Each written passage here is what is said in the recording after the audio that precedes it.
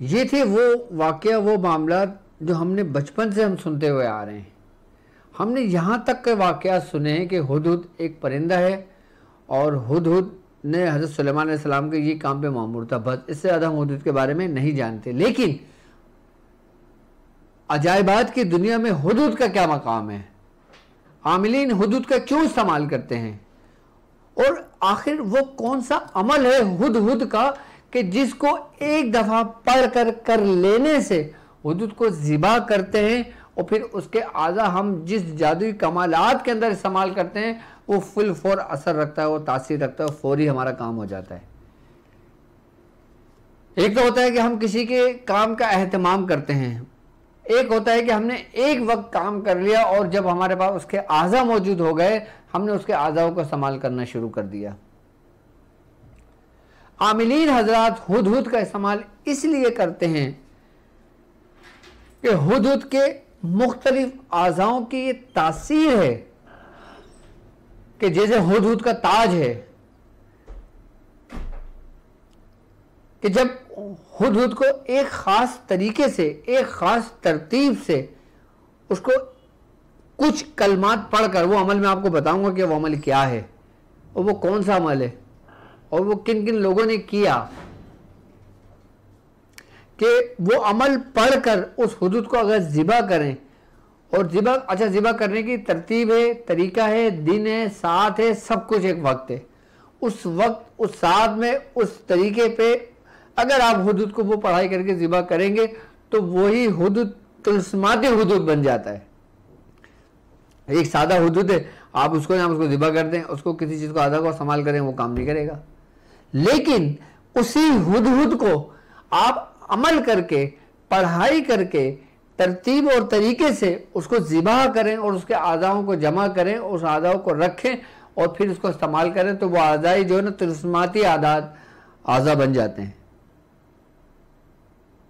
तो आमिलीन हजरात हैं जो हुदहुद का इस्तेमाल करते हैं वो इसलिए इस हुदहुद का इस्तेमाल करते हैं कि इस परिंदे की ये तासीर है कि इस अमल के साथ जब आमिलीन को अपना भी अमल कर रहे होते हैं तो उस पर कोई रिफ्लेक्शन नहीं पड़ता और अमल में तासीर बढ़ जाती है। यानी कि ये ऐसे काम होते हैं कि जैसे आमिलीन को अगर कोई काम करना पड़ता है तो उसमें थोड़ी सी उसको परेशानी आती है, या उस पर पढ़ाई करता है, या उसको तैयार करता है, या उसको देता है। लेकिन हुदहुद के मामले में ये कि एक दफ़ा तैयार करके रख लेने से वो उस वक्त तक इस्तेमाल करता रहता है जब तक उसके वो चीज़ें उस वक्त वहाँ मौजूद रहती हैं।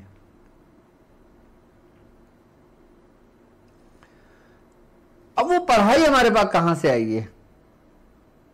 अच्छा, जो आमिलीन अलवी हैं, अब मेरे साथ तो जाहिर सी बात है अल्हम्दुलिल्लाह जो लोग सफ़र कर रहे हैं रूहानी, अब यकीनन मैं चाहता हूं कि वो लोग समझें, वो लोग जानें, हर रास्ते को समझें।